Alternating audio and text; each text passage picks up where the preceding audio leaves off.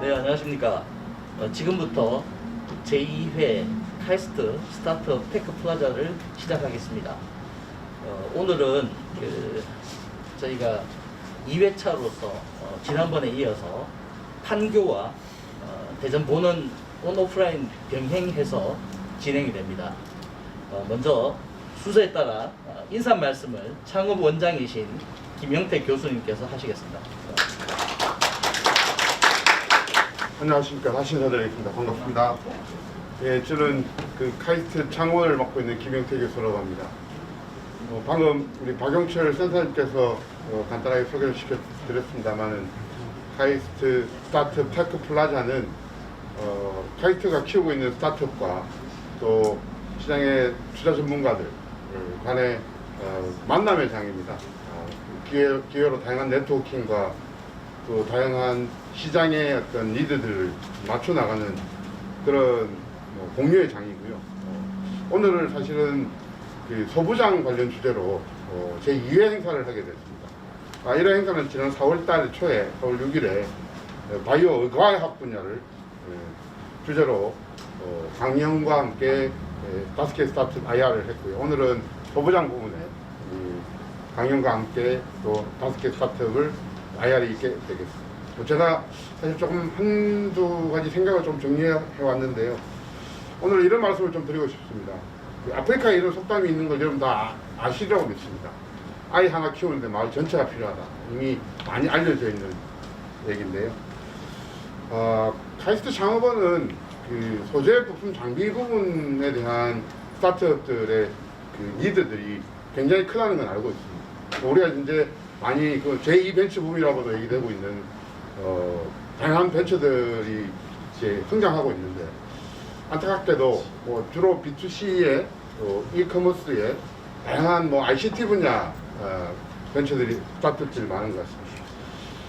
세상의 니드 필요로 하는 분야는 소부장 분야를 포함해서 다양한 분야가 많은데 조금 많이 치우쳐 있는 것 같아서 카이스트 창업원에서는 이런 소부장 분야의 스타트업들을 키워내기 위한 노력을 하고 있습니다. 밭이 필요한 이유는 이런 분야는 진입 장벽이 높거나 KPX가 많이 들거나 혹시 또 시작했다가 피보팅 하기가 쉽지 않다든지 이 섹터가 갖고 있는 어려운 점 때문에 필요성에도 불구하고 당연히 좀 더 활발해지지는 않는 것 같아요. 그러나 딥테크나 터프테크에 대한 시장의 니드는 점점 더 커지고 있고 그런 맥락에서 카이스트 창업원은 이런 스타트업들을 키우기 위한 노력을 열심히 하겠다 이런 말씀을 드리겠고 요 카이스트 창업원은 이런 스타트업들을 키우기 위한 밭을 갈고 씨를 뿌리는 일이 저희 사명이라고 생각합니다.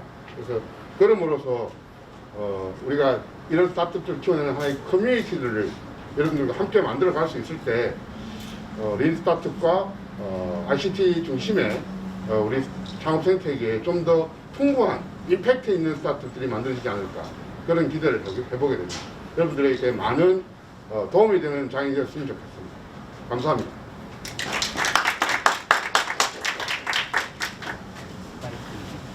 네, 김영태 원장님 고맙습니다. 다음은 오늘 참석하신 VC들을 대표해서 특별히 카이스트 VC 회장이시고 또 컴퍼니 K 파트너스의 대표이신 이강수 대표님께서 인사 말씀을 하시겠습니다. 안녕하세요. 여기가 마이크가 없어서 저기는 소리가 잘 안 들리는 것 같더라고요. 좀 크게 말씀드리겠습니다. 지난달에 바이오 헬스케어에 의해서 이제 오늘은 소부장을 주제로 카이스트 창업 기업들 테크플라자를 만들어 주신 김영태 원장님 친구분하고 얘기하고 계시는 것 같은데요. 그 다음에 박영철 센터장님 좋은 자리 만들어 주셔서 감사드립니다. 사실 저는 이제 카이스트 출신의 벤처 캐피탈 모임인 카이스트 VC 모임을 이제 회장을 맡고 있기도 하고 컴퍼니 K 파트너스라는 창투사의 대표를 맡고 있기도 합니다. 사실 투자자들은 창업자분들이 계셔야 존재 이유가 있는 것 같고요. 특히 요즘 소부장에 대해서 다시 한번 더 돌아다 보는 그런 시대인 것 같아서 오늘 소부장을 주제로 한 테크플라자가 더 뜻깊은 것 같습니다. 사실 이렇게 아까 이제 좀 일찍 와서 인사하는데 제가 오늘 처음 인사드린 그 이너셔의 김효희, 그다음 박지혜 창업자분하고 인사 나눴어요. 그 앞에 좀 있으면 발표하실 분인 것 같은데 두 여성 창업자분들이 소부장 분야에 하신다는 것도 참 대단하다 싶고 또 막 법인 설립까지 마쳤다고 그래서 잘 되길 응원드립니다. 이게 미리 양해를 구하지 않고 말씀을 드려서 미안한데요. 아무튼 두 분도 오늘 좋은 뜻깊은 자리가 되었으면 좋겠습니다. 바로 이어서 이제 윤영진 교수님 발표가 있을 건데 사실 윤 교수님은 교수님이면서 일찍 창업을 하셔서 창업 경험이 되게 많은 선배이기도 합니다. 그래서 선배님들의 말씀을 듣고 또 참고할 것도 많이 있을 것 같고요. 저희 오늘은 카이스트 VC뿐만이 아니라 여러 VC 분들이 많이 참여하신 것 같은데 오늘 나오는 기업들, 특히 한 번도 IR하지 않은 기업들만 엄선해서 오늘 발표한다고 하니까 좋은 과실을 따가는 그런 시간이 되었으면 좋겠습니다. 네, 감사합니다. 네, 이광수 대표님 고맙습니다. 다음은 특별 강연입니다. 방금 소개해드린 것처럼 기계공학과 교수님이자 유니텍 3DP 오늘 발표할 예정인 스타트업의 코파운더이십니다. 윤용진 교수님을 모시겠습니다. 박수로 환영 부탁드립니다.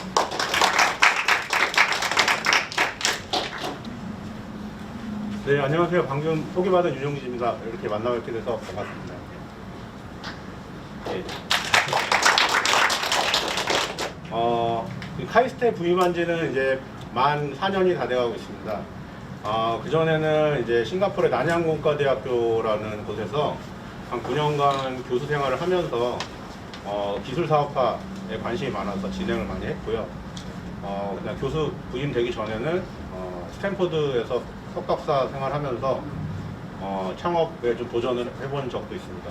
그래서 여러분들 지금 저도 한 예전에 이렇게 이런 행사에 이렇게 앉아가지고 뭐 저보다 훨씬 훌륭하신 분들 이제 강연도 들으면서 꿈을 키워왔던 적이 생각이 나는데요. 제가 뭐 그렇게 아직까지 뭐 시리얼 엔터프리너 같이 이렇게 그런 상태는 아닌데 이렇게 초대해 주셔서 그냥 여러분들이랑 같은 입장에서 조금 더 앞서 있는, 조금 더 경험을 많이 해본 사람으로서 창업에 대해서 오늘 말씀을 좀 드리고, 특히 소부장 소재 부품 장비 쪽에 제가 창업한 경험들을 좀 이렇게 공유하면서 여러분들이랑 살아있는 경험들, 물론 다른 스타트업들 얘기도 할 수 있는데요. 제가 해왔던 것들에 대해서 좀 말씀을 드리고요. 제가 ABC라고 한 것은 여러분들 잘 아시겠지만 시리즈 A, 시리즈 B, 시리즈 C에 대해서 얘기를 하려고 좀 준비를 했습니다. 제가 운이 좀 좋게도 시리즈 C까지 좀 경험을 해서 이제 IPO를 앞두고 있는 기업이 있고요. 그다음에 지금 시리즈 B를 준비하는 기업이 있고요. 그다음에 지금 프리 A나 지금 시드 단계인 아까 유니테크 3D 프린팅을 지금 실험실에서 요즘 카이스트에서 이제 1실험실 1창업을 하고 있는데 거기에 발맞춰서 실험실에서 학생들과 창업을 했습니다. 저희 이름은 Just Do It Lab입니다. 그래서 좀 의아하실 수도 있는데 여러 가지 의미가 있는데요. 오해하시는 분들은 그냥 제가 교수니까 학생들한테 별말 하지 말고 시키는 대로 해라, 그렇게 오해하실 수도 있는데 전 그런 사람은 아니고요. 두 가지 의미가 있다고 보시면 될 것 같은데요. 첫 번째는 하고 싶은 아이디어나 뭔가 있으면 너무 고민 많이 하지 말고 자유롭게 좀 해라, 그런 뜻으로 만들었습니다. 물론 유명한 나이키사의 이제 그거 캐치프레이즈이기도 하지만 요즘 안 쓰더라고요. 요즘 딴 거 써가지고 썼는데요. 나중에 혹시 뭐라고 그러면 바꾸면 되죠. 그 정도로 유명한 랩은 아니고요. 두 번째 의미는 실패에 대한 얘기입니다. 제가 지금은 이렇게 세계에서도 유명한 이런 카이스트 대학교에 카이스트에 이런 교수를 하고 있는데 여러분들이 보셨을 때 그래도 이 윤용진 교수는 실패를 별로 안 하고 이렇게 했을 수도 있겠다 생각하시겠지만 저는 주로 실패와 이렇게 함께 생활을 해왔습니다. 예, 그래서 대학교 다닐 때 대학교도 재수를 해서 들어갔고요. 그 후에도 많은 실패와 방황과 항상 실패와 함께 살았습니다. 최근에도 이런 연구 자금도 많이 떨어져가지고 대부분 떨어지고 실패하고 이런 게 일입니다. 사업도 좀 많이 실패를 했습니다. 이렇게 제가 사업에 관심이 있을 때는 대한민국이나 주변에 사업을 하신 분들이 많이 안 계셔서 주로 몸으로 뛰었습니다. 예, 그래서 빚도 많이 졌고요. 예, 뭐 그런 여러 가지 일들을 많이 당하면서 제가 뭐 남 탓이 아니고 다 제 탓이죠. 그래서 하면서 최근에는 그래도 실패를 통해서 저는 스타일이 이렇게 좌절하는 스타일은 아니고요. 좀 배워서 이제 다시는 좀 그 다음번에는 좀 더 잘해보자 그런 스타일이고 그렇지만 또 아파합니다. 실패에 많이 아파하는 스타일입니다. 저희 랩 그 취지를 좀 말씀을 드렸고요.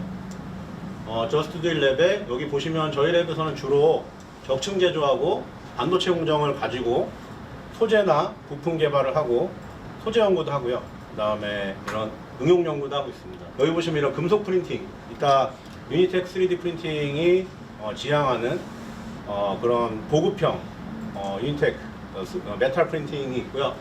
여기는 제가 이따가 시리즈 B 정도에 있는 회사를 말씀드릴 건데요. 요거는 이제 반도체 공정을 가지고 좀 새로운 방법으로 가벼운 소형 연료 전지를 개발을 오랫동안 해왔습니다. 이 두 부분 다 여기 소재 부품 장비와 관련된 연구고 이런 연구들을 기반으로 이렇게 사업화하는 게 저의 그 큰 목표이기 때문에 오늘 여러분들께 이렇게 뭐 아직 성공을 하지 않았지만 좀 이렇게 제 경험들을 좀 쉐어를 하면서 좀 여러분들과 Q&A 시간도 좀 갖도록 하겠습니다. 저는 뭐 이런 여러 가지 좀 다른 회사들도 많이 이렇게 멘토링도 하고 초기 멤버로 참여도 하고 파운딩도 첫 번째 파운딩도 하고 그랬던 경험이 많습니다. 아까 말씀드린 대로 스탠포드에서 이제 석가 학사를 했고요. 연구는 이제 3D 프린팅이라든가 바이오 센서도 이제 창업을 해서 지금 다른 분이 잘 진행을 하고 계시고 뭐 이런 여러 가지 일들을 하고 있는데 주로 이제 디자인 싱킹 관련해서 창업 교육을 학교에서는 진행을 하고 있고요. 예, 그리고 이렇게 한 근 20년간 창업 활동을 하면서 여러 훌륭하신 벤처 캐피탈 분들이나 많은 분들이랑 같이 이제 좋은 관계를 맺으면서 저희 괜찮은 스타트업들이 있으면 저도 개인적으로 투자를 하고 멘토도 하고 그런 활동을 하고 있습니다. 여러분들 여기 다 오신 분들은 이런 엔터프리너십 기업가 정신이 충만하신 분들이라고 생각을 합니다. 안 그러면 여기까지 이렇게 찾아오지 않으셨겠죠. 저도 제 친구들이 저보고 이제 병이 하나 있다고 하는데 이제 비만도 있지만 중요한 습관성 창업 증후군이라고요. 몸만 있으면 자꾸 창업을 해가지고 그래서 어릴 때부터 대학교 4학년 때부터 창업을 했습니다. 회사를 만들고 망하고 했습니다. 여러분들 저는 이렇게 새로운 것을 할 때 좀 살아있는 것 같은 심장이 뛰고 그래가지고 자꾸 여행도 좋아하고 새로운 곳에 가는 걸 좋아하고 새로운 경험을 하는 걸 좋아해서 그런지 창업을 많이 했고요. 그래도 다행인 건 최근 3년에 그래도 여태까지 해왔던 것들이 잘 마무리가 되면서 그동안의 실수를 좀 회복할 만한 성과를 좀 보이고 있습니다.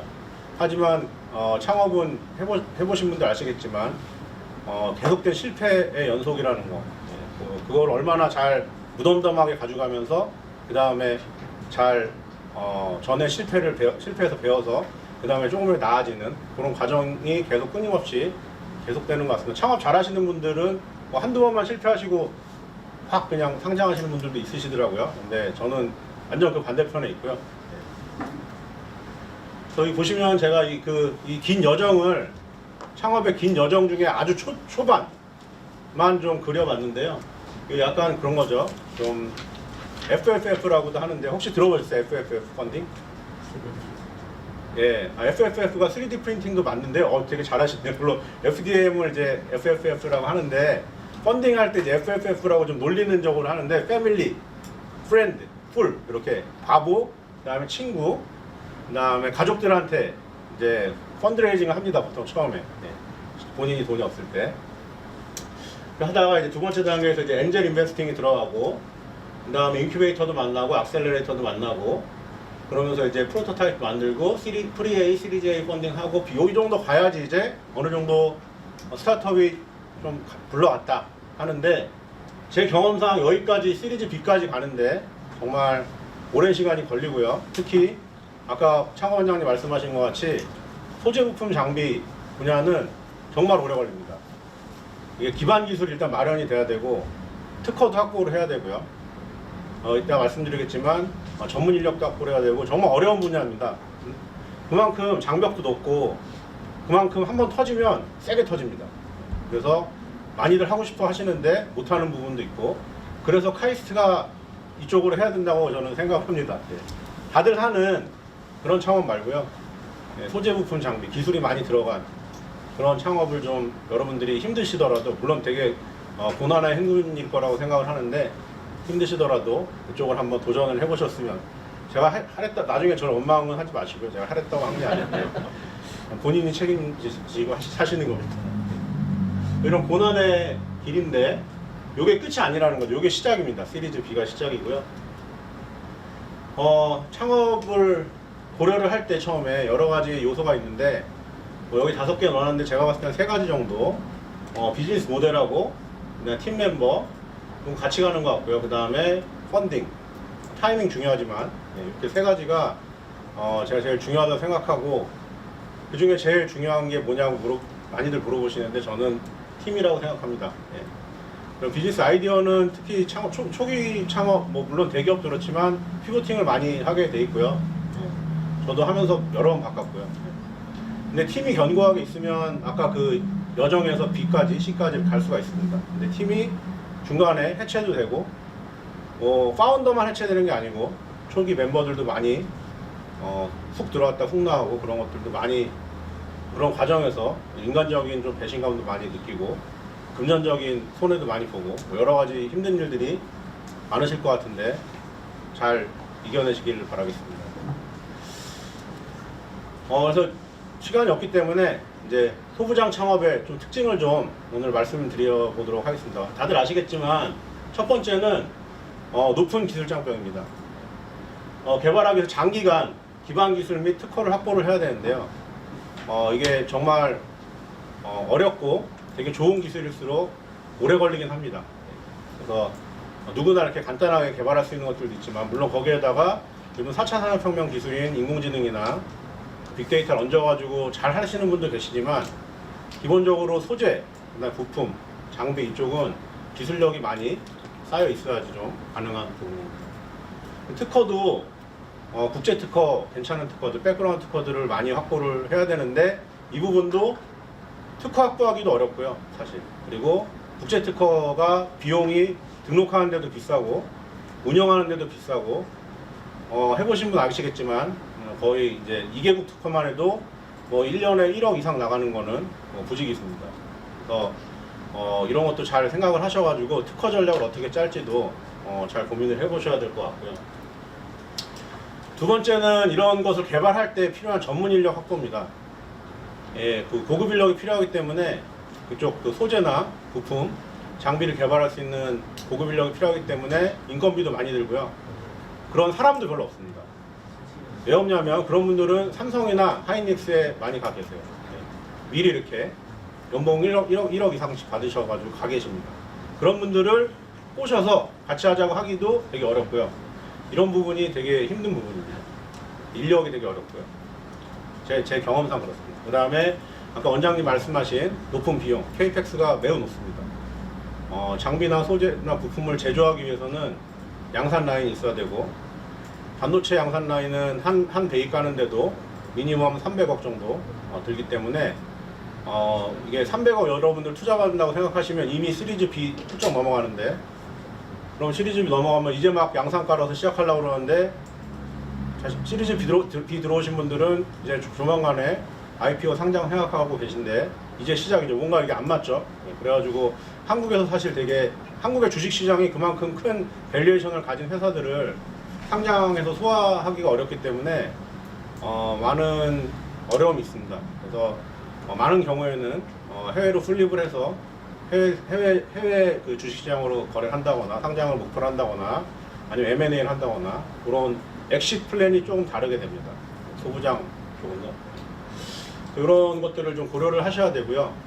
처음에 이제 부품을 가지고 우리 랩에서 이런 기술이 있는데 이거 상장 이거 뭐 사업하면 되겠지 하고 하시다가 크게 이제 힘드신 부분을 만나실 텐데 그런 것들은 미리 좀 준비를 하시고 전문가분들하고 좀 많이 협업을 해야 됩니다. 하지만 하이 리스크, 하이 리턴입니다. 그래서 장벽도 높고 하기 때문에 상장을 하게 되면 탄탄하게 잘 가는 걸 볼 수 있는데요. 일례로 뭐 이런 얘기 하긴 뭐하지만 쿠팡이 이제 미국에 상장을 했는데 상장 이후로 지금 최근에 여러분들 주식 검색해 보시면 아시겠지만 지금 마이너스 85% 정도 됐습니다. 물론 이런 솔루션이고 이런 여러 가지인데 사실 소부장이란 이런 하이텍 기술이 아니기 때문에 그런 것도 있고요. 물론 비용이 많이 들어가서 적자폭이 많이 늘어난 것도 있지만 같은 적자폭을 가지더라도 기술을 가진 이런 기업들은요 그렇게 밸류에이션이 많이 하락하진 않았습니다. 그 예로서 제가 퀀텀 스케이프를 하나 들겠는데요.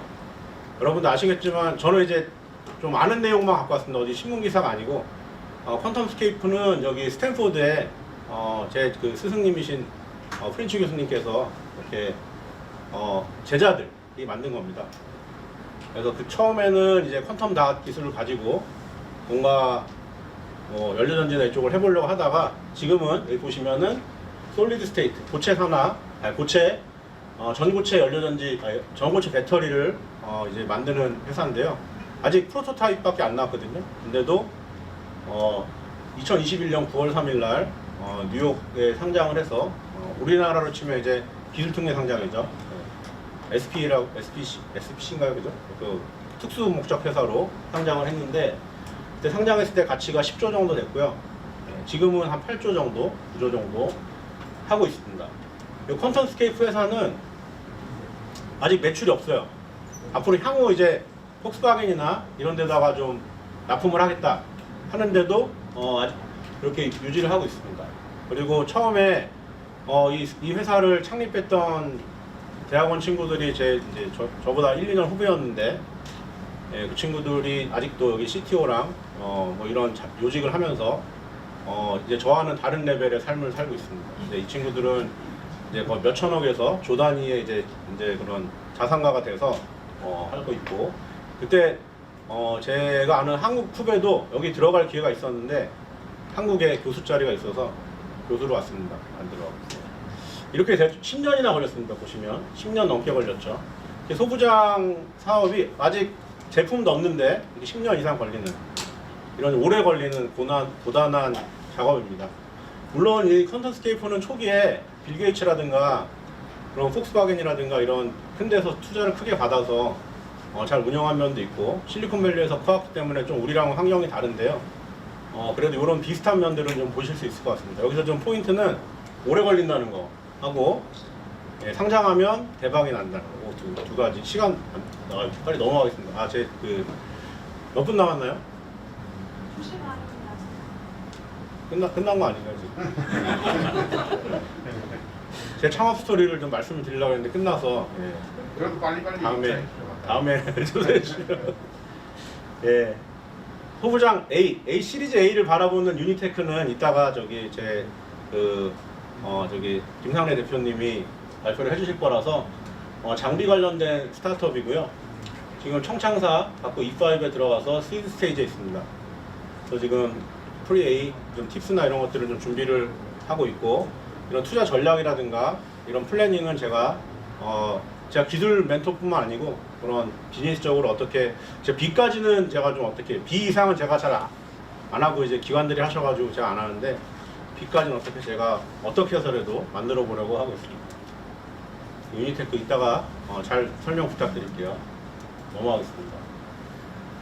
이 두 번째 회사는 방막 실리콘 연료전지인데요. 연료전지를 실리콘으로 만드는 좀 특이한 기술을 가지고 있는데 한 15년 전부터 MIT랑 스탠포드, 하버드 세 학교에서 연구 목적으로 많이 연구를 하다가 NTU에서 제가 이제 상용화 가능하게 이런 그 구조 설계를 바꿔서 이런 내구성을 좀 갖춰서 내구성이 떨어졌었거든요. 성능은 좋았는데 그런 부분들을 했고 처음에 저랑 이제 다른 양산해 보신 다른 분하고 파운딩을 1년 전에 했고요.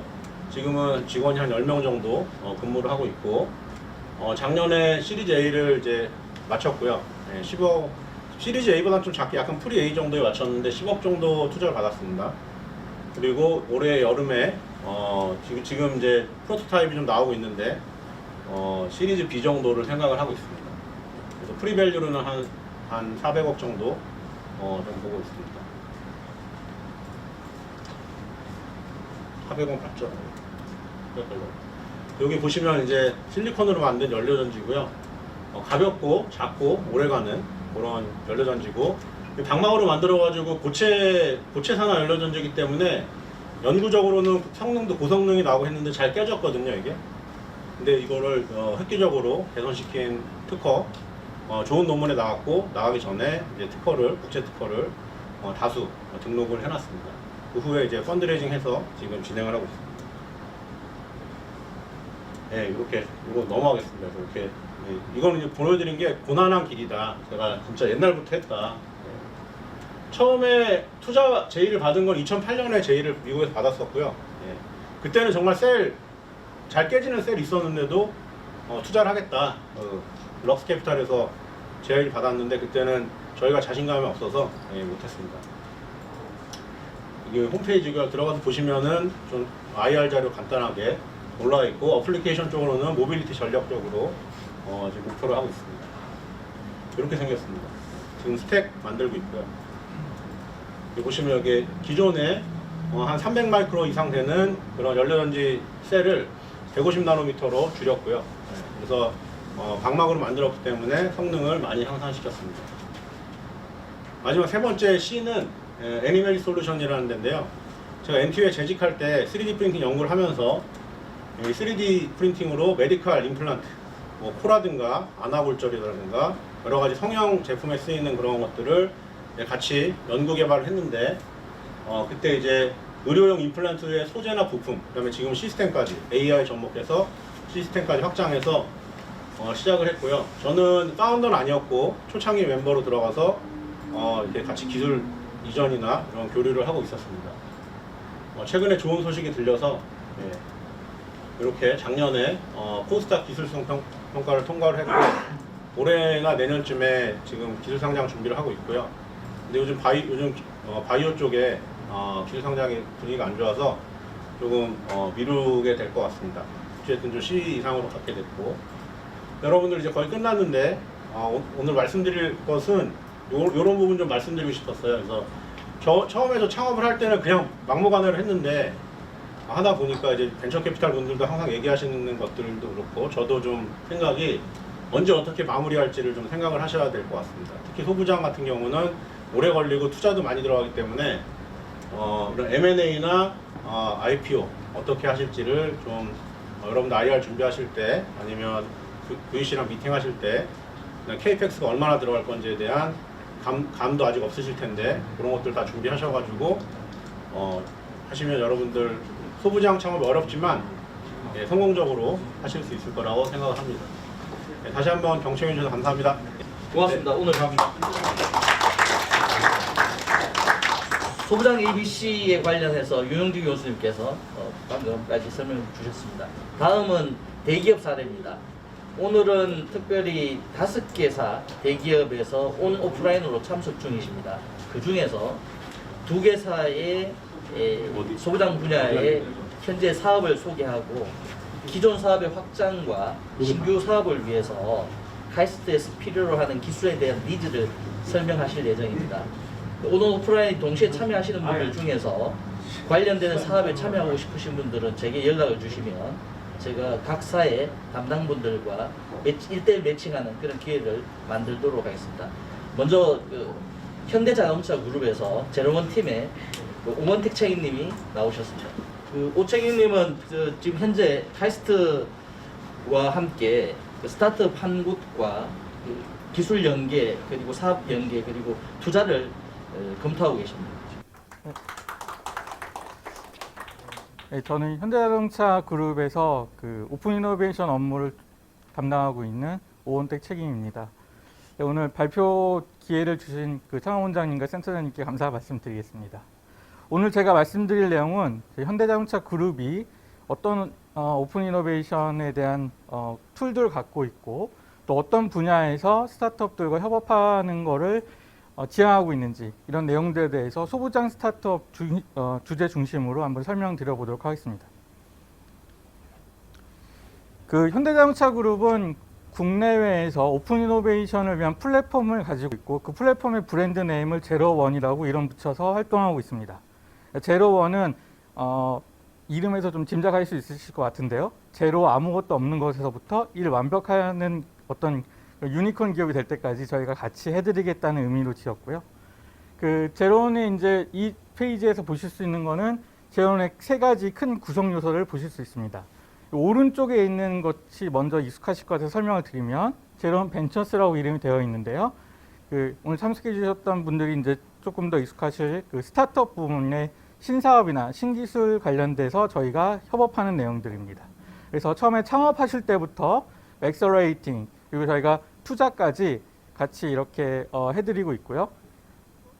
왼쪽은 조금 더 익숙하실 수도 있는데 저희가 단순하게 스타트업, 신기술, 신사업 이런 것만 이제 협업하는 것이 아니라 좀 작게는 저희 그룹 내부의 구성원들 또 크게는 한국 사회에 조금 더 새로운 생각들을 이렇게 공급해 드릴 수 있는 그런 싱크탱크의 역할을 고민을 많이 했습니다. 그래서 저희가 이제 크리에이터라고 저희는 이름을 이제 불러드리고 있는데요. 작가님들이나 아니면 어떤 그 예술가들 뭐 이런 분들하고 같이 뭔가 새로운 생각들을 이렇게 공급해 줄 수 있는 그런 프로젝트들 하고 있습니다. 그래서 하나 예를 들어드리면요. 저희가 그냥 이제 모빌리티 기업을 이렇게 지향하고 있는데 어떤 공간에 사람들이 모여서 어디로 이동을 할 때 그 공간은 어떤 모습이어야 되고 왜 사람들은 거기 모여야 되고 또 이동하는 수단을 이렇게 할 때 왜 그 수단을 이용해야 되고 그 수단의 모습은 어때야 되는지 이런 생각들을 좀 창의적으로 할 수 있는 그런 시드들을 만들어내는 그런 협업들을 국내 크리에이터 분들과 같이 진행을 하고 있습니다. 그 아래에 있는 거는 이제 이런 활동들을 하기 위한 기반이라고 보시면 될 것 같은데요. 저희가 여러 가지 계열사들이 있고 현대차 그룹이라 생각하시면 돼요. 현대차랑 기아만 생각하시는데 뒷장에 보여드렸지만 굉장히 많은 그 분야의 계열사들이 있고요. 그럼 계열사들의 OI를 담당하는 담당자들이 이렇게 따로 있습니다. 그래서 그런 사람들이 모여서 하나의 커미티를 구성해 있고요. 같이 모여서 얘기하고 그룹의 전체적인 오픈 이노베이션 방향이나 전략적 투자 방향을 어떻게 할지 논의하는 그런 커뮤니티를 가지고 있습니다. 크게 이 세 가지 그 구성 요소들이 제로원 플랫폼을 구성하고 있다고 보시면 될 것 같습니다. 네, 이게 보시면 이제 저희 그룹사들을 분야별로 이렇게 제가 한번 분류를 해본 것인데요. 예, 보시면 이런 그 현대차, 기아, 완성차 업체가 있고 또 이제 우리 소부장 스타트업 주제들과 제일 많이 이제 연관이 깊은 자동차 부품 파트들이 있습니다. 그래서 모비스나 뭐 오토론 이렇게 잘 아시는 분들이 있고요. 또 잘 모르실 수도 있지만 저희가 이노션 같은 광고 회사도 있습니다. 그룹사 안에. 그리고 뭐 글로비스, 롯템 이런 물류 쪽도 있고요. 건설 쪽도 있고 또 현대카드도 있습니다. 그래서 저희가 죄송합니다. 그 그룹사 니즈들 이렇게 모아서 외부에 오픈 이노베이션 활동을 해보면 굉장히 다양한 그 니즈들이 저희한테 이제 전달이 됩니다. 단순하게 현대차 그룹이 뭐 자동차 만드는 회사니까 그냥 자동차 부품만 이렇게 보시는 게 아니라 이런 데 들어가는 뭐 소재라든가 아니면 이런 장비들 또 금융, 핀테크, 광고 이런 것까지 그래서 메타버스 이런 것까지 저희가 다 같이 아울러서 오픈 이노베이션 활동을 하고 있다고 봐주시면 좋을 것 같습니다. 네, 이 페이지는 이제 저희의 그 글로벌 네트워크를 설명드리는 페이지인데요. 저희가 제로원이라는 이름으로 국내에서 활동하고 있는데 그 제로원이라는 이름과 이제 거의 복사해서 그 같은 활동들을 하고 있는 해외 OI 팀들을 저희가 크레들이라고 이름을 붙여놓고 있습니다. 크레들은 뭐 그냥 둥지 이런 뜻이라고 원래 생각하시면 좋을 것 같고요. 세계 주요 5개 거점에 그 OI 팀을 운영하고 있습니다. 현재 오피스에 투자 매니저들이 상주하고 있고요. 그래서 국내뿐만 아니라 실리콘밸리라든가 아니면 이스라엘, 유럽에 현재 있는 좋은 스타트업들이 있다면 같이 협업하고 투자할 수 있는 기회들을 같이 만들어 나가고 있습니다. 또 저희 협업하고 계시는 기존의 국내 스타트업 분들 중에서 대표님이 원하실 경우에 이 각 지역에 해외 진출하시는 것도 저희가 도와드리고 있습니다. 그래서 저희 그 각각에 있는 그 현지 크레들이 갖고 있는 네트워크를 통해서 어떤 투자를 받으시기 원하시는 분들은 이제 IR 피칭 기회를 드린다거나 아니면 저 지역에 있는 큰 전시회에 나갈 때 저희가 같이 나가드린다거나 이런 활동들을 같이 하고 있습니다. 오늘 그 주제에 맞게 어떤 내용을 설명드리면 좋을까, 짧은 시간 안에 좀 임팩트 있게 설명드릴 게 뭘까 고민하다가 사실 소부장 각각에 대해서 저희가 어떤 사업을 하고 말씀드리는 건 좀 의미가 좀 덜할 것 같아서 지금부터 말씀드리려고 하는 거는 저희가 갖고 있는 저희가 내부적으로 기술 분류를 할 때 이렇게 외부의 파트너들이나 스타트업 대표님들과 커뮤니케이션을 하기 위해서 기술 분류를 할 때 크게 나누어지는 카테고리를 설명드리려고 합니다. 이것이 이제 이 안에 다 소부장 관련된 주제들이 포함되어 있다 보시면 될 것 같고요. 그래서 보통 저희 이제 메카라는 이름으로 커뮤니케이션을 하고 있습니다. 여기 보시면 이제 모빌리티, 일렉트리피케이션, 커넥티비티, 오토노머스 이렇게 되어 있습니다. 그래서 모빌리티는 아시는 것처럼 이제 저희가 단순하게 자동차뿐만 아니라 이제 차를 둘러싼 여러 가지 또 차 자체도 뭔가 혁신하기 위해서 준비하는 그런 기술들이 들어가 있을 것 같고요. 일렉트리피케이션은 요즘에 이제 저희가 힘을 줘서 개발하고 있는 EV라든가 아니면 수소 관련된 어떤 여러 가지 수소 관련 차들, 상용차나 아니면 승용차들 이런 것들을 관련된 기술들이 있습니다. 그래서 배터리라든가 수소 연료전지 이런 관련된 기술들이 들어가 있고요. 여기 있는 eGMP는 이제 작년에 저희가 발표한 설계 플랫폼인데요. 여러분이 올해 보시고 있는 아이오닉 5라든가 아니면 EV6 이런 차들이 이 플랫폼을 이용해서 만들어졌습니다. 그래서 겉에 이제 모듈은 똑같고 이 위에 쓰여지는 디자인만 다른 것이죠. 그래서 이 스케이트 플랫폼을 통해서 빠르게 모델들을 수평전개해 나가려고 이런 EV 전용 플랫폼을 저희가 작년에 만들어서 발표한 적이 있습니다. 커넥티비티는 뭐 아시는 것처럼 이제 저희가 앞으로 향후 5년 사실 뭐 지금도 마찬가지 이미 와 있다고 보시면 될 것 같은데요. 대부분의 프로핏이 차를 한 대 팔아서 남는 것보다는 차와 연관된 여러 가지 커넥티비티 서비스를 통해서 얻는 게 훨씬 더 많아지고 한 3년, 5년 뒤에는 오히려 그 이익이 훨씬 더 많을 거라고 예상하고 있습니다. 그래서 그런 것들 준비하기 위해서 단순히 뭐 애플이나 구글의 카플레이 뭐 이런 것들을 차 안에 내재하는 것뿐만 아니라 저희 자체적인 어떤 생태 시스템 뭐 이런 것들을 어떻게 구성하면 좋을지 또 거기에 필요한 여러 가지 기술들 또 5G나 이런 6G 뒤에 네트워크와 연결하는 거 이런 기술들을 고민하고 있습니다. 오토노머스는 뭐 너무 잘 익숙하실 그런 주제인데요. 저희가 자율주행 관련해서 여러 가지 그런 소프트웨어나 아니면 하드웨어 기술들 뭐 레이더, 라이다, 센서 비롯해가지고 그걸 컨트롤하는 소프트웨어들 이런 것들 관련된 기술들을 계속 찾고 있고 또 그런 부분에서 스타트업 대표님들과 협업을 하고 있습니다.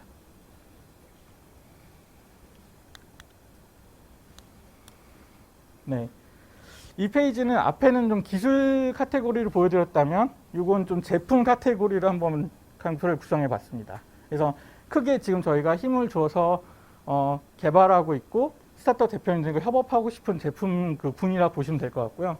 왼쪽 위는 제가 말씀드렸다시피 eGMP라고 해서 저희가 이제 고성능의 EV를 만들 수 있는 글로벌 플랫폼을 계속 업그레이드하고 있고 작년에 발표했지만 저희가 계속 그 다음 버전을 업데이트를 하고 있습니다.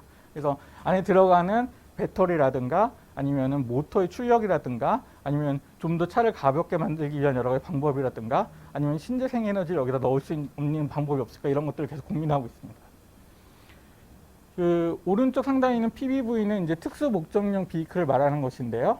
저게 이제 그냥 겉으로 보기에는 이렇게 직립면체 박스처럼 보이지만 저게 어떤 특수 목적을 위해서 이제 저 차량을 디자인하는 저 모빌리티 비클 디자인하는 걸 보시면 될 것 같습니다. 예를 들면 저희가 아까 말씀드린 계열사 중에 글로비스가 있는데요.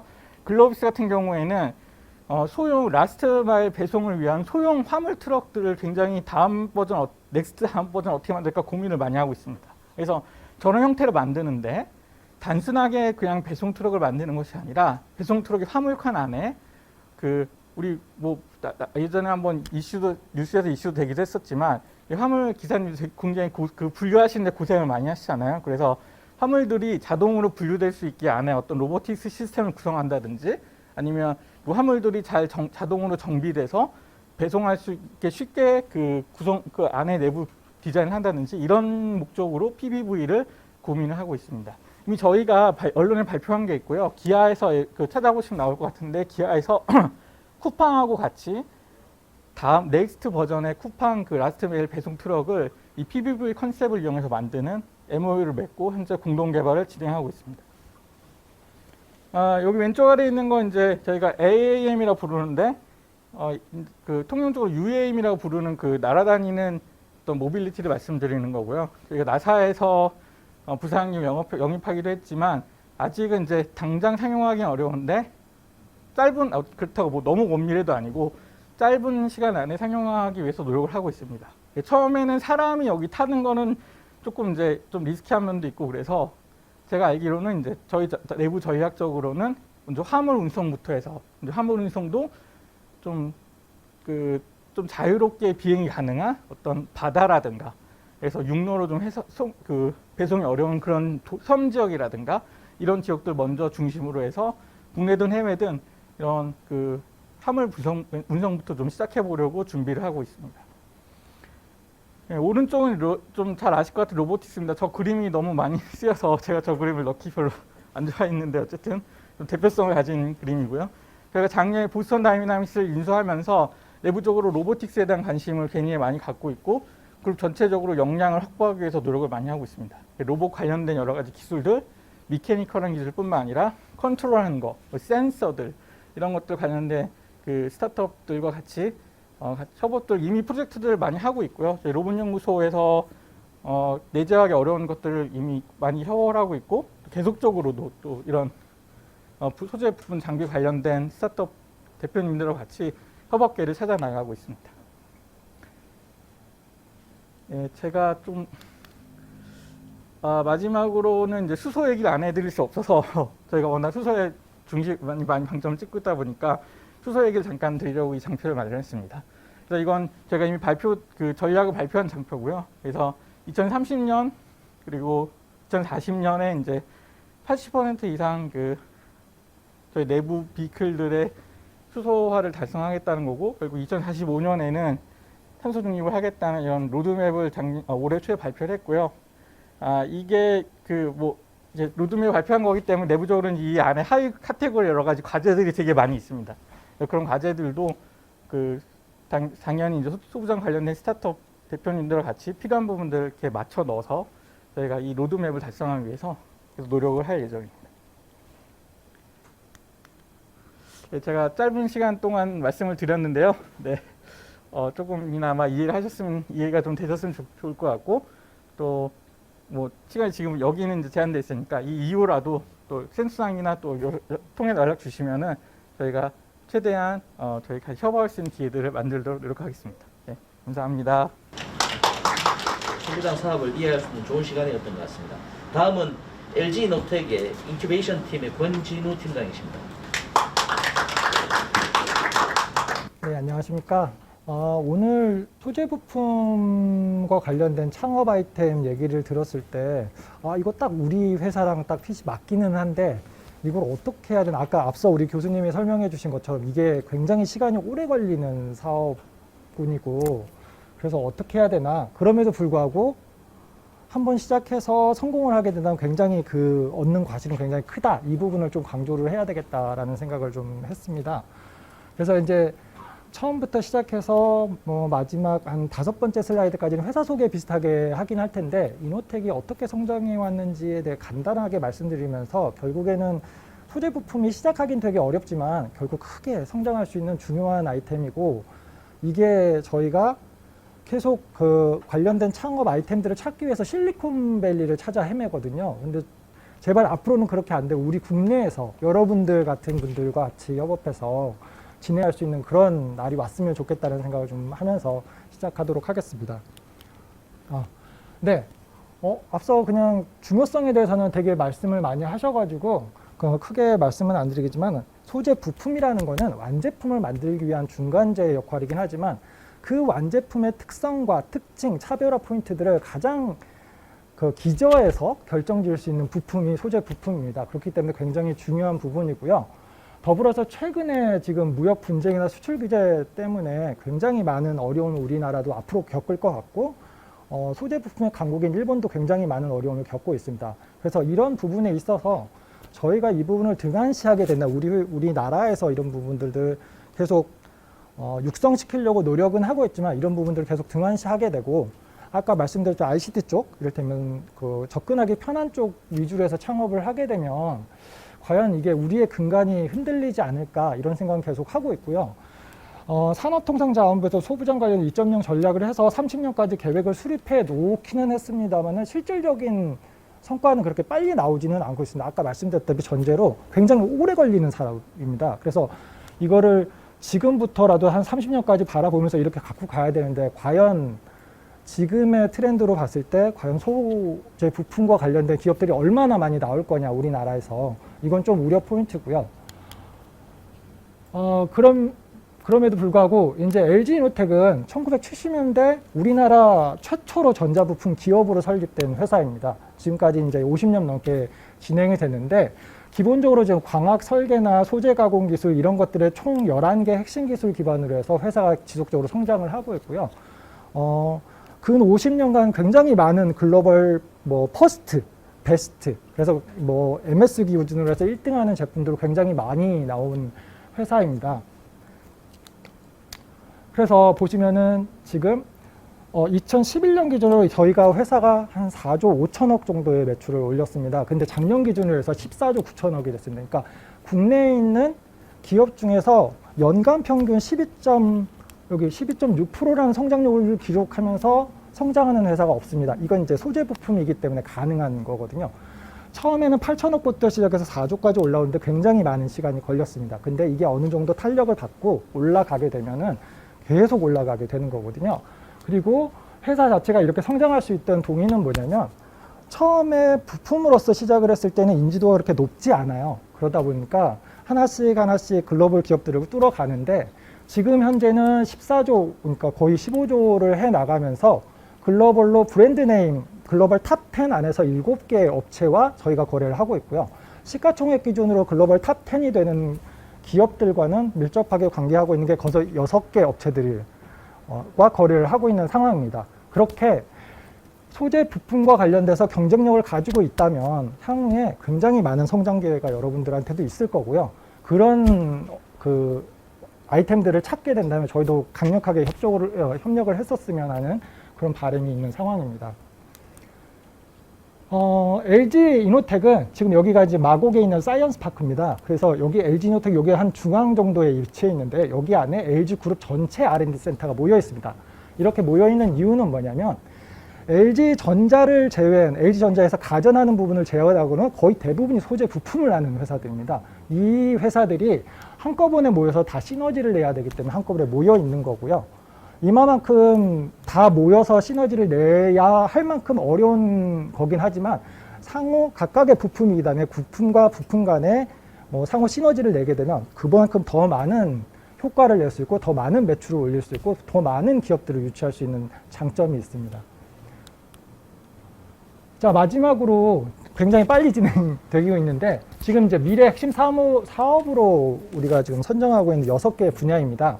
첫 번째는 미래 소재 소자 쪽입니다. 그래서 최근에 통신과 관련돼 가지고 굉장히 많은 초고주파 대역의 주파수들을 올리면서 거기에 들어가는 머티리얼들이 기존에 쓰던 것들 대비 굉장히 많이 바뀌어야 되는 상황이 벌어지고 있고요. 그런 측면에서 반도체용 고효율 초슬림 소재나 통신용 저손실 소재에 관련돼 가지고 저희가 지속적으로 찾고 있고 아까 말씀드렸다시피 기본적으로 소재를 많이 하는 쪽은 일본이기 때문에 일본 쪽에 많이 창업하거나 아니면 소규모 기업들과 관련된 내용들을 계속 찾아보고 있는 상황이고 그다음에 5G, 6G 통신과 관련돼서는 밀리미터 웨이브, 6G 그다음에 저궤도 위성과 관련된 그런 부분들의 부품들이 있을 수 있는데 이런 것들도 국내에 사는 데가 없습니다. 그래서 저희가 실리콘밸리 가서 막 찾아 헤매고 이렇거든요. 근데 제가 얼마 전에 이제 우리 뭐 박영철 교수님 마찬가지지만 카이스트를 방문했을 때 이런 요소 기술들을 가지고 계신 분들이 굉장히 많더라고요. 그걸로 산학으로 이거를 전개를 해야 되는 것이냐, 아니면 창업 아이템으로 꾸려서 우리가 같이 협력을 해야 되는 것이냐, 이 부분은 많은 고민이 좀 필요할 것 같긴 해요. 왜냐하면 산학으로 하면 에로 기술에 대한 해결은 될 수 있지만 이게 실질적인 교수님이나 학생들한테 어떤 혜택이 있을 수 있을 것인가, 이거에 대해서는 좀 다른 입장일 거고, 그렇다고 창업으로 하자니 굉장히 시간이 오래 걸리는 아이템일 거고, 과연 이게 창업 아이템으로서는 가능한 건가. 근데 잘만 우리 중간에 이제 컨설팅 해주시는 분들과 협력을 하게 되면 그런 아이템들도 창업 아이템으로 충분히 될 수 있다는 거 인지하시고 겁내지 마시고 도전 한번 해보시는 게 좋을 것 같아요.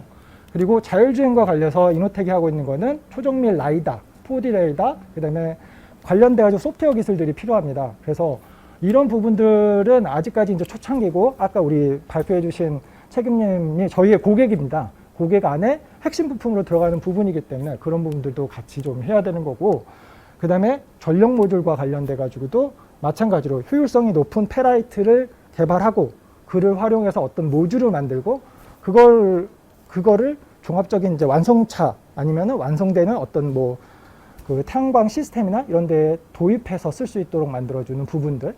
그리고 이 부분은 이제 학술적인 측면들이 좀 많은데, 최근에 저희가 어떤 그 신제품들을 개발을 할 때 AI 빅데이터를 굉장히 많이 활용을 하고 있습니다.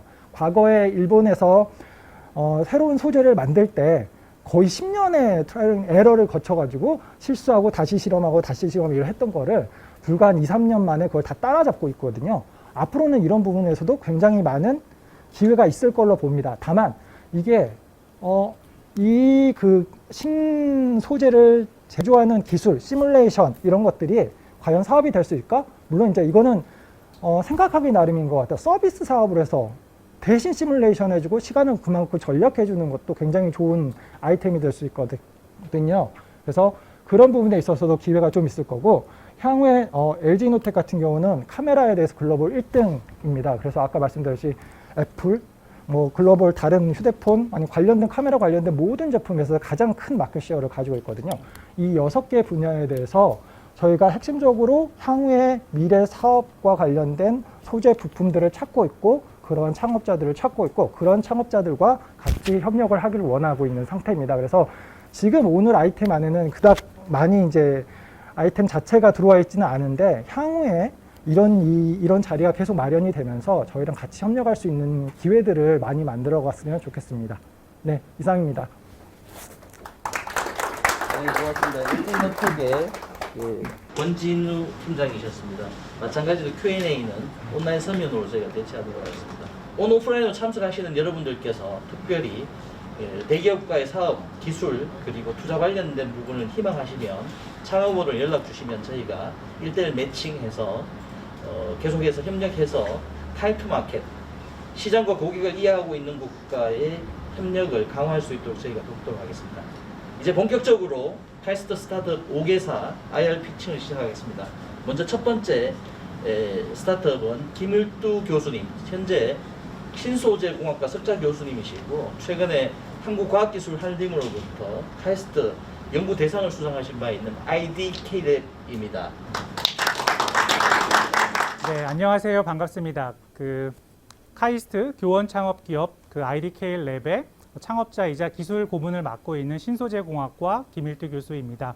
저희 회사는 환경 안전 종합 솔루션을 제공하는 기업이고요. 지난 3월 달에 보시는 바와 같이 저희가 포스코 기술 투자로부터 30억 투자 유치를 마쳤습니다.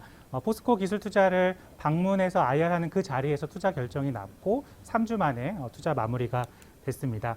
저희 회사는 전기방사 기술을 활용한 나노섬유 합성 기술 개발들을 주력을 하고 있고요. 보시는 바와 같이 염료가 결착된 나노섬유 색센서 상용화를 바탕으로 반도체 디스플레이 공장에서 일어나는 이런 유해 물질들의 리크를 조기에 검출하고 예방하는 시스템을 구현을 하였습니다. 한양 ENG, 우리나라 배관 1위 업체인 한양 ENG로부터 추가적인 기술 투자를 받았고요. 보시는 바와 같이 이런 광학, 나노섬유, 색변화 센서와 광학 센싱 기능을 접목해서 리크를 조기에 검출하고 모니터링할 수 있는 옵텍트 제품과 락 소자를 개발을 하였습니다. 다음, 잘 아시겠지만 그 반도체 디스플레이 공장에서 이런 리크 사고들이 종종 발생을 합니다. 삼성뿐만 아니라 SK 하이닉스, 그 다음 장에 보여지는 이런 LG 또 디스플레이라든지 이런 여러 대기업들에서도 이런 리크 사고들이 지속적으로 발생을 하고요. 무엇보다 이러한 리크 같은 경우에는 그 누출이 되고 난 이후에 그걸 이제 모니터링하는 시스템들이 이제 대부분이고요. 더 바람직하게는 누출을 완벽하게 통제한 예방한 상태에서 이런 것들을 모니터링하는 것이 중요하고, 이를 위해서 누출 사고의 완벽한 예방과 통제가 중요하다라는 것이고요. 그래서 저희 시스템은 보시는 바와 같이 저희가 가진 가장 큰 장점은 그 이 나노 섬유 그 전기방사 설비를 저희가 직접 설계하고 제조하고 판매까지 이어나가고 있습니다. 1.2m 폭의 방사기도 저희가 직접 설계를 하였고요. 35cm의 연속 방사기도 저희가 2대 보유하고 있습니다. 그리고 이러한 그 소형 그 R&D 설비 같은 경우에는 저희들이 그 제품 판매까지 이어나가고 있고요. 네, 다음 넘겨주시겠습니까? 네, 보시는 것처럼 여러 이제 대학교하고 연구소에 이러한 그 기기들을 판매하고 있고, 저희 회사의 이제 캐시카우 역할을 해주고 있습니다.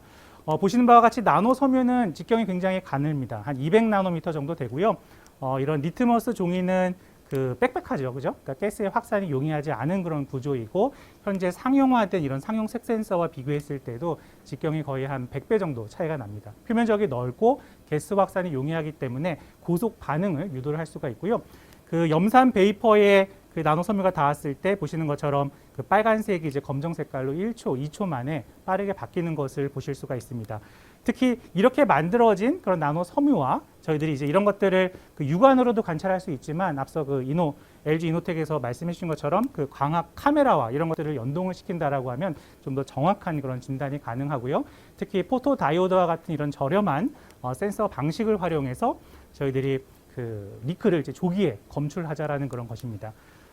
잘 아시겠지만 그 여기 보시는 것처럼 그 제가 앞서 말씀드렸을 때 리크를 완벽하게 통제하면 좋겠다라고 말씀을 드렸고요. 리크가 발생할 수 있는 포인트들은 굉장히 많습니다. 그러한 포인트들을 완벽하게 감싸고요. 그리고 그 내부에 그 고속으로 반응하는 이런 색변화 센서를 넣고 바깥쪽에 광학 카메라를 설치해서 직접 그 변화를 이제 모니터링을 하고 그 정보를 키오스크 제어 장치를 통해서 신속하게 이제 전달하자라는 것이고요. 그 리크가 이제 발생됐을 때는 그 색깔이 바뀌게 되고, 다음 그 알람 기능이 이제 울리게 됩니다. 그리고 더 중요한 부분이 이렇게 리크가 발생했을 때 그 리크를 안전하게 제거하는 것도 굉장히 중요합니다. 실질적으로 작업자들이 리크 발생 상황에 들어가서 처리하는데 굉장히 큰 거부감을 느끼기 때문에 보시는 것처럼 하단부에 이런 드레인 포트를 연결을 해서 저희가 연결을 하면 음압 방식으로 안전하게 제거할 수 있게 그렇게 되어져 있습니다. 그래서 저희 시스템은 리크를 통제한 상태에서 빠르게 검출한다는 그런 특징이 있고요. 이 제어 장치 하나로 이러한 그 디바이스 옵텍트를 한 1000개 정도까지 관리할 수 있게 그렇게 설계가 되어져 있습니다. 다음, 또 하나 중요한 포인트가 이런 그 배관의 이런 연결부들, 저희가 보통 이제 VCR 피팅부라고 하고, 가스뿐만 아니라 케미칼 쪽에서도 이러한 연결부들이 굉장히 많습니다. 그래서 이러한 연결부들이 풀리는 것을 이제 예방하는 것이 중요하고요. 실제 그 반도체 디스플레이 공장에 가보시면은 이런 식으로 그 마킹이 되어져 있습니다. 정확하게 그 위치까지 조여져 있는지 그런 부분들을 확인하는 것이고요. 그래서 보시는 것처럼 이렇게 투명한 그 폴리카보네이트 재질의 제품을 연결을 하고 그 내부에 이런 색 센서들을 넣어서 리크가 어느 포인트에서 정확하게 이루어졌는지 이제 그런 것들까지 확인할 수 있게 되어져 있고요. 보시는 것처럼 그 전용 키를 활용해서 아주 손쉽게 수공구 없이 빠르게 이제 설치할 수 있다는 장점이 있습니다. 5초 만에 이런 것들을 설치할 수 있는 그러한 특징이 있고요. 네, 다음. 그 시장 관점에서는 이런 그 리크를 검출할 수 있는 시장 굉장히 많습니다. 지금 현재 반도체 디스플레이 공장 안에 정말 많은 그런 센서들이 들어가져 있고요. 앞서 말씀드렸지만 또 한 번 강조드리지만 모든 센서는 리크가 일어나고 난 이후에 그거를 측정하는 방식이고, 저희 제품은 리크를 통제한 상태에서 가둬놓은 상태에서 그거를 모니터링하는 그런 방식입니다. 국내 삼성전자 그리고 또 SK 하이닉스, LG 디스플레이, 삼성 디스플레이뿐만 아니라 이러한 그 대기업의 가스라든지 케미칼을 공급하는 업체들도 굉장히 많기 때문에 시장은 상당히 크다라는 점 강조드리고요. 다음. 또 하나 저희가 이제 주력하고 있는 분야가 이런 호흡에서 배출되는 그 가스를 모니터링해서 질병을 조기에 모니터링하는 이런 헬스케어 또 저희 그 회사의 그 포트폴리오 사업으로 같이 들어와져 있습니다. 네, 다음. 그 작은 회사이지만 그 저희가 이제 사업부는 한 4개 정도 됩니다. 제가 말씀드렸던 이런 그 옵텍트 제품과 그리고 락 디바이스 그리고 저희가 나노 섬유 특히 이제 생분해성 고분자 필터를 활용한 이런 바이오 필터 어플리케이션하고 그리고 현재 저희가 지금 만들어서 판매하고 있는 이런 방사 설비 사업부까지 해서 다양한 포트폴리오를 갖추고 있고요. 저희가 2026년도에는 약 한 2천억 정도 매출을 올리는 것을 목표로 하고 있습니다. 다음 그 마지막 슬라이드이고요.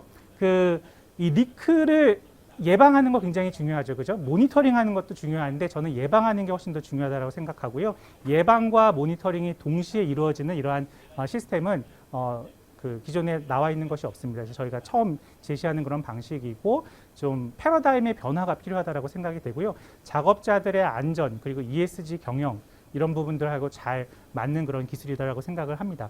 가장 큰 장점은 라인 스탑 없이 설치할 수 있다라는 점. 그리고 유해 물질의 누출을 막을 수 있다라는 거, 그리고 이제 누출 신고가 이제 불필요하다라는 이러한 장점이 있고요. 현재 여러 가지 이제 아이템들이 있는데 그 중에 오늘 이 시간에는 그 옵텍트와 그 락 디바이스 2가지 제품에 대해서 소개를 드렸습니다. 경청해 주셔서 감사합니다. 네, 질문 2개 받겠습니다. 그러니까 저기 예. 센서를 개발한다는 스타트업들을 여러 개 만나봤는데요.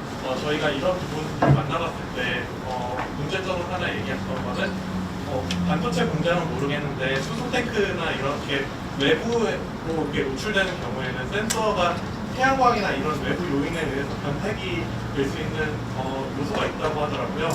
그런 부분에 대해서는 어떤 문제가 혹시 있으신지 아니면 다른 변색 요인이 있는지 그런 그 말씀하신 것처럼 그 어떠한 염료를 사용하느냐가 굉장히 중요하고요.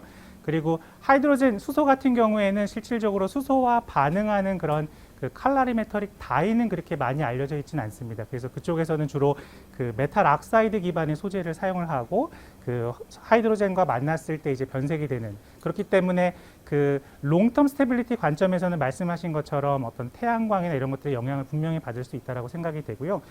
저는 프로텍션이 가능하다라고 생각이 됩니다. 그러니까 육안으로 관찰하는 것이 아니라 이러한 광학 센싱 기능과 같이 연동을 한다라고 하면 클로즈드 시스템 안에서 그 색 변화가 있는 부분만 노출이 되고 광학 카메라가 모니터링을 하면 실질적으로 이 안에 있는 센서는 그 태양광에 노출이 되는 것이 아니기 때문에 그러한 방식으로 충분히 극복할 수 있을 것으로 그렇게 판단됩니다. 예.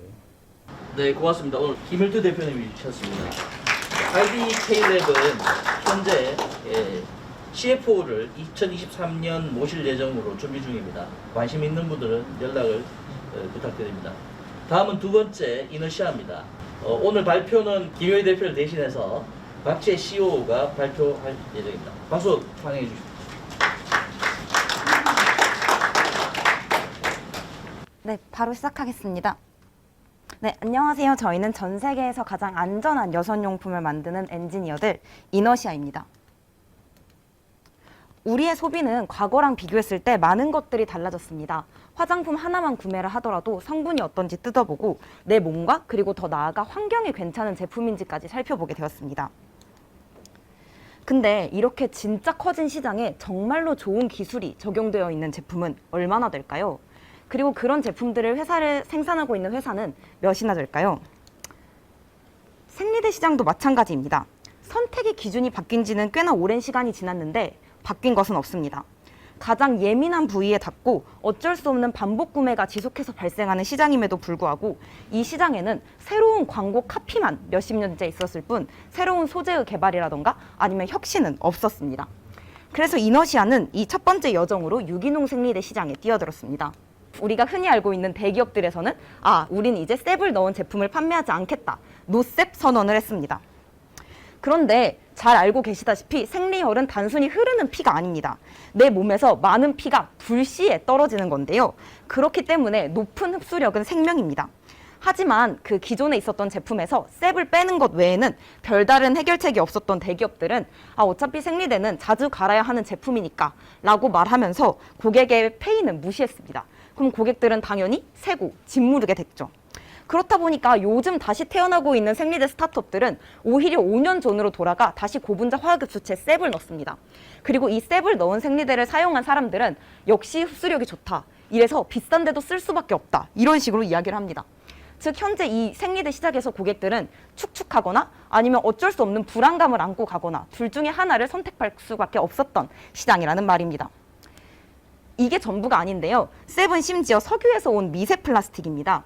만약에 대한민국 여성들이 모두 이 셉이 들어간 생리대를 쓴다면 1년에 약 25억 개에 달하는 플라스틱 빨대를 사용하고 있는 것과 다름이 없습니다.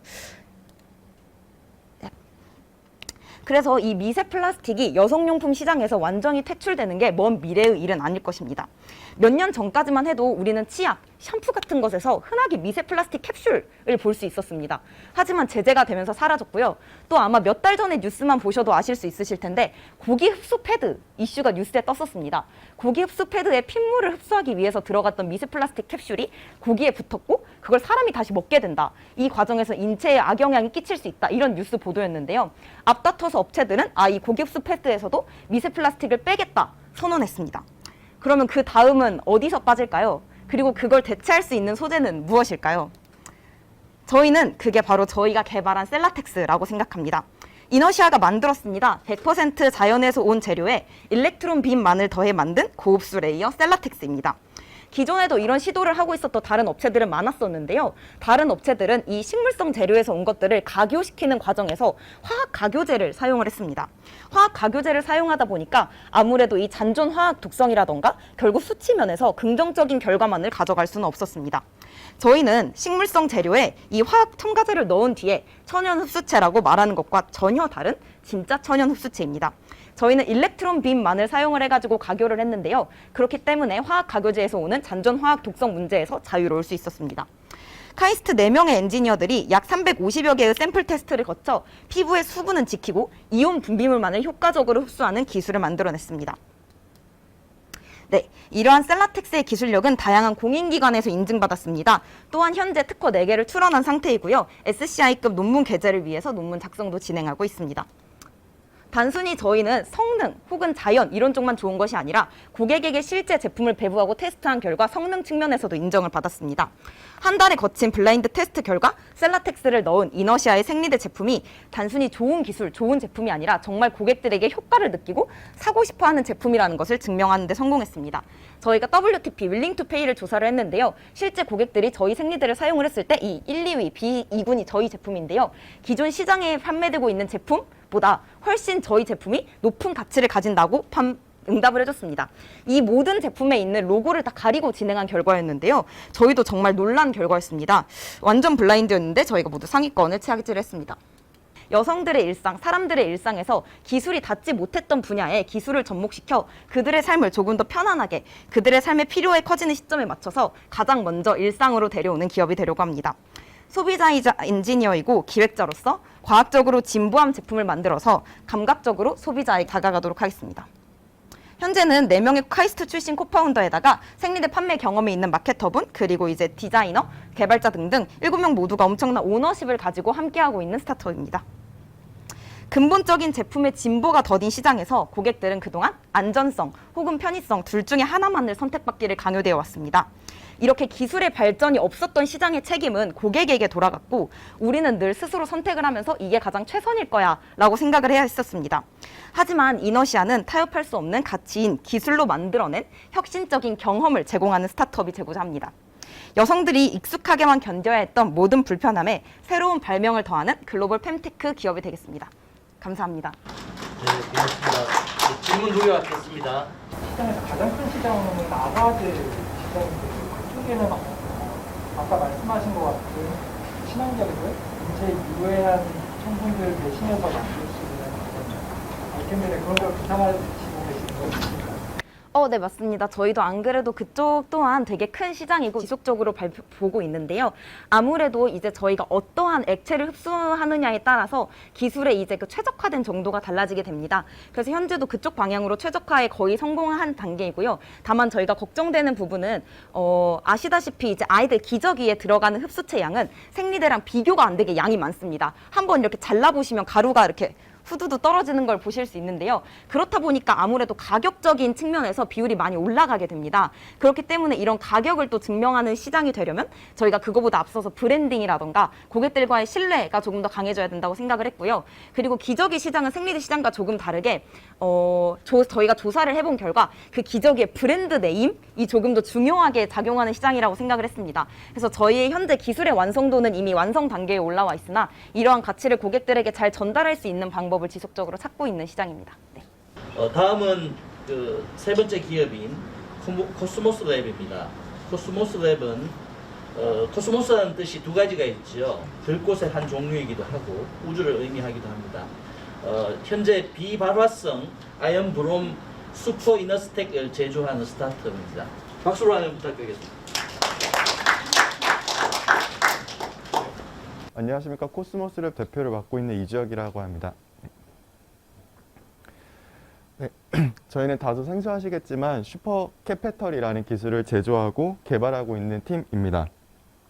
먼저 간략히 설명드리면 기존의 슈퍼 캐패시터라는 기술과 또 배터리 기술을 결합한 새로운 기술로 이해를 해주시면 편할 것 같습니다. 네, 발표를 시작하겠습니다. 기후위기나 기후변화로 인해서 이제 너무 잘 알려진 것 같습니다. 저희 생활 속에서도 이제는 전기차를 흔히 목도할 수 있을 뿐만 아니라 특히 에너지 스토리지 시스템이라는 ESS라는 기술이 함께 신재생 에너지를 저장하기 위한 필수 요소로서 함께 제안이 오래전부터 되어지고 있습니다.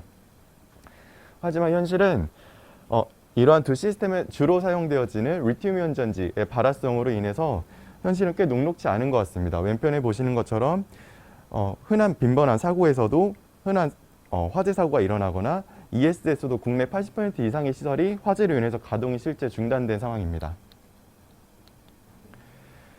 저희 코스모스랩은 비발화성의 배터리를 개발합니다. 오른쪽에 보시는 그림처럼 기존의 발화성 물질로 알려진 올가닉 솔벤트를 전혀 사용하지 않는 물 기반의 배터리를 개발하고 있습니다. 보시면 기존의 리튬이온 전지하고 대비해서 에너지 밀도가 높을 뿐만 아니라 가공도 용이하고 안정성은 기본적으로 가지고 있으면서 마지막으로 현재 저희가 개발 중인 단계이지만 성능과 친환경적인 요소를 함께 갖추는 것에 집중하고 있습니다. 조금 더 기술적인 설명을 드리자면 기존에 저희처럼 물을 액체로 사용하는 배터리는 학계나 산업계에서 이미 잘 알려져 왔습니다. 에퀴오스 배터리라는 분야입니다. 근데 보시는 것처럼 에너지 밀도가 너무 낮아서 기존의 리튬이온 배터리나 슈퍼캐패시터에 비해서 시장에서는 크게 관찰이 되지 못한 제품 중에 하나였습니다. 저희 코스모스랩은 이 낮은 에너지 밀도를 지닌 수계전지와 캐패시터 원리를 결합해서 리튬이온 전지급의 에너지 밀도를 지닌 새로운 전지를 제안합니다. 기본적으로 물을 사용하기 때문에 발화성은 없다는 특징이 있습니다. 사실 리튬이온 배터리를 제조하는 업체들도 안정성을 갖춘 차세대 배터리를 연구하지 않는 것은 아닙니다. 가운데 보시는 것처럼 기존의 리튬이온 전지에서 사용하던 발화성의 액체 전해질을 사용하지 않는 전고체 전지를 많이 개발해 오고 있는데요. 하지만 저희 팀이 이제 말하고자 하고 싶은 부분은 이러한 전고체 전지, 당연히 이상적인 컨셉이긴 하지만 아직 실현화되기에 굉장히 먼 기술 같습니다. 저희 코스모스랩은 이 전고체 전지가 갖고 있는 비발화성이라는 장점을 그대로 저희도 가져가면서 리튬이온 전지나 전고체 전지의 에너지 밀도급의 높은 성능을 자랑할 수가 있게 됩니다. 구체적으로 말씀드리면 현재 저희는 학계와 산업계 모두에서 공통적으로 에너지 밀도를 추산하는 방법을 통해서 배터리 에너지 밀도를 추산해 봤을 때 저희가 이제 상호명을 직접적으로 표시했는데요. 전 세계에서 전고체 전지를 가장 잘 1위 업체로서 제조를 가장 잘하는 퀀텀스케이프하고의 성능 비교를 해보았을 때에도 코스모스랩의 수계 배터리는 안정성을 동시에 갖추면서도 높은 에너지 밀도를 지니고 있으면서도 당연하게 기존의 컨벤셔널 리튬이온 배터리의 에너지 밀도를 뛰어넘는 것을 확인할 수가 있습니다. 이러한 수치는 모두 기존의 스텝 1에 해당하는 단순한 이론적인 수치에서 뛰어넘어서 셀 단계 에너지 밀도 단계에서의 정량적인 비교를 통한 결과입니다. 다양한 이제 성능 지표에서도 사실 전 세계 전고체 전지 1위 업체하고 성능 면에서 저희가 더 빠르고 더 우수한 성능을 보이고 있습니다. 보시는 것처럼 아주 극저온 상태, 마이너스 20도에서도 저희는 300사이클 이상 안정적으로 운전되는 것을 확인할 수가 있는데요. 이 미국의 퀀텀스케이프라는 업체에서 내걸고 있는 전고체 전지의 극저온 상태에서의 성능은 아직 마이너스 20도에서도 테스트가 되지 않은 마이너스 10도에서의 밖에 성능을 확보하지 못한 게 현실입니다. 두 번째로는 장기 성능 부분에서도 기존의 퀀텀스케이프 업체가 약 1000사이클 내에서의 성능을 보여주지 못하는 반면 현재 저희 팀은 3500사이클 정도 안정적인 운전이 가능하다는 것을 입증해 나가고 있고요. 특히 봐주셨으면 하는 부분은 충방전되는 커런트 덴시티, 속도 부분에서도 기존의 리튬이온 전지나 퀀텀스케이프를 훨씬 상회하는 빠른 충방전 속도에서도 이러한 수치가 달성이 가능합니다. 사실 계속 산업계에 대해서 말씀을 드리고 있는데요. 기존의 학계에서도 사이언스에 보고된 어떠한 수계전지에 대한 정점에 올라있는 데이터와 비교를 해보아도 저희 코스모스랩의 컨셉이 더 빠르고 안전하다는 것을 알 수가 있습니다. 저희는 이러한 제품을 가지고 현재 연구개발을 종료하기 위해서 지금 마무리를 하고 있고 동시에 파우치셀을 양산할 수 있는 양산 설비를 갖춰 나가고 있습니다. 그러기서 저희가 이제 시장을 탐색하는 데 있어서 M1부터 M6까지 ESS 시장을 6가지로 분류해서 가장 작은 M6 시장을 첫 번째 타겟으로 공략할 계획을 가지고 있고 실제 작년 창업 이후에 국내에서 이 M6 부근에 해당하는 캠핑용 파워뱅크나 또 중간급 배터리 납품 업체하고 함께 업무 협약을 맺어서 현재 함께 진행을 하고 있습니다. 추후에는 저희 팀도 이 화재성이란 부분이 굉장히 큰 페인 포인트로 다가가 있는 ESS 시장 안에서 스텝 1부터 스텝 3까지 가장 작은 캠핑용 파워뱅크를 만드는 ESS 시장부터 발전소 대체용 ESS를 만드는 스텝 3의 시장까지 단계별로 공략할 계획을 가지고 있습니다. 현재 저희 팀은 내년까지 보시는 것처럼 원천 기술을 확보하고 양산을 이관할 수 있는 수준까지 제품 개발을 완료하는 것을 목표로 두고 있습니다. 그리고 2025년도 이내에 1기가 팩토리를 설립을 해서 배터리를 직접 양산하는 것까지 목표를 두고 있습니다. 이를 통해서 사실은 보수적으로 목표를 설정해 보았는데요. 기존에 리튬이온 전지를 주로 말씀드렸지만 기존에는 사실 납축전지라는 노후화된 배터리 기술이 더 잘 알려져 있습니다. 저희 팀은 그 노후화된 납축전지 시장을 타겟으로 대체해 나갈 계획을 가지고 있고 실제 국내에서 납축전지 매출 1위를 달리고 있는 세방전지의 매출 지표를 통해서 DCF법을 통해 역설계를 진행해 보았을 때 2025년도에 저희가 목표로 하는 시장 내에서 700억 원 이상의 매출을 내는 기업으로 성장할 것을 도전하고 있습니다. 네, 이상 발표를 마치도록 하겠습니다. 감사합니다. 추가로 질문이 있으신 분들은 온라인, 오프라인 별도의 채널을 통해서 이야기해 주시면 답변 드리도록 하겠습니다. 다음은 유니텍에서 발표하도록 하겠습니다. 네, 안녕하십니까. 유니테크 3DP 김상래라고 합니다. 저희 유니테크 3DP는 3D 프린팅 for the future라는 슬로건으로 3D 프린터를 더 빠르고 지능적이고 접근 가능하게 만드는 것을 목표로 하고 있는 회사입니다. 저희 지도 교수님과 저희 같이 하고 있는 이제 알베르토 친구가 저희는 3D 프린터로 연구를 하다가 좀 더 산업용에 가까운 3D 프린터, 또 연구를 산업 쪽으로 이어가보자라는 생각으로 창업을 진행하게 되었습니다. 저희가 집중했었던 시장은 3D 프린팅 애플리케이션스 인 헬스케어. 그러니까 이 헬스케어 시장에서 3D 프린팅이 어떻게 사용되나 였습니다. 보시는 것처럼 치과, 정형외과, 보철과 많은 과에서 3D 프린팅 기술을 사용하고 있는데 공통된 특징이 한 가지 있습니다. 바로 모두 환자 개개인이 서로 다른 제품을 필요로 한다는 사실인데요. 그래서 저희가 집중했었던 3D 프린팅이 가지고 있는 다품종 소량 생산, 또 다양하게 환자에게 직접 온디맨드 매니팩처링 해줄 수 있는, 그 다음에 환자가 필요로 하는 제품 자체를 이 3D 프린터 하나로 제조할 수 있는 기술을 만드는 것을 목표로 하였습니다. 현재 시장에 존재하는 3D 프린터 회사들은 다양하게 많이 있습니다. 저희뿐만도 아니고 기존의 대기업부터 시작해서 3D 시스템스는 현재 미국에 상장되어 있는 수조 원 규모의 회사이기도 하고요. 인스텍도 대전에 금속 3D 프린팅으로 아주 유명한 회사입니다. 또 아피움까지, 스타트업까지 대기업, 중견기업, 중소기업 모두가 3D 프린터 기술을 가지고 헬스케어 시장을 공략하고 있습니다만 문제점이 다양히 존재하고 있습니다. 문제점은 이 3D 프린터로 출력한 제품 자체가 기계적 특성이 낮다는 문제점, 그 다음에 출력 속도가 기존의 전통 제조 기법과 작다는, 느리다는 문제점, 마지막으로 가장 중요한 장비 도입 비용이 문제입니다. 저희는 이제 다중상 출력 기술, 다중상 3D 프린팅 기술을 통해서 현재 첫 번째로 의료 제품 인증, 그러니까 3D 프린터 자체가 출력한 제품이 의료기기로 인증되는 것을 지금 목표로 이 3D 프린터 자체와 함께 제품 개발을 하고 있고, 더 나아가서는 병원에서 필요로 하는 제품을 저희가 즉시 제작해 줄 수 있는 온디맨드 매니팩처링이라는 것으로 중소기업, 그러니까 저희 기준에서는 병원이 실제로 3D 프린터를 가지지 못하는 병원은 우리가 직접 만들어주겠다라는 생각으로 두 번째 스텝 2, 마지막으로는 모든 병원이 3D 프린터를 자기 거를 가지고 있는 것을 저희가 목표로 시장 진입 전략을 다음과 같이 설정했습니다. 결과적으로 저희는 3D 프린터 자체를 판매하는 것을 최종 목표로 하고 있고, 그 외에도 말씀드렸던 3D 프린터를 굳이 내가 가질 필요는 없다 하는 분들에게는 저희가 직접 3D 프린팅 기술을 제공하는 기술, 마지막으로는 저희가 인증된 재료, 실제로 의료기기에서 사용하는 재료는 사실 그렇게 다양하진 않습니다. 재료를 쓴다는 건, 그 인증된 재료를 쓴다는 건 자기가 그런 인증 절차를 밟지 않겠다는 의미인데, 그런 재료들을 저희가 제공해 주는 것, 총 이렇게 3가지 비즈니스 모델로 진행을 계획하고 있고, 현재 저희 팀은 말씀드린 대로 저, 알베르토 지도교수님 이렇게 셋이서 운영을 하고 있습니다. 앞서 발표를 해주셨던 많은 대표님들과는 다르지만 저희는 업력이 이제 3개월 된 회사이고요. 그래서 앞으로 많은 재미난 일들 하려고 연구와 창업 같이 병행하고 있습니다. 이상으로 발표를 마치도록 하겠습니다. 네, 질문 없으시면 마찬가지로 온오프라인을 통해서 별도로 Q&A를 하도록 하겠습니다. 유니텍 3DP 김상래 대표셨습니다. 이제 5번째입니다. 5번째는 전원주 교수님이신데요. 기계공학과 교수님이십니다.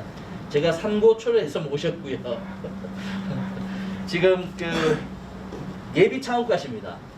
교원 창업 예비 창업가로 우리 전원주 교수님 모시도록 하겠습니다.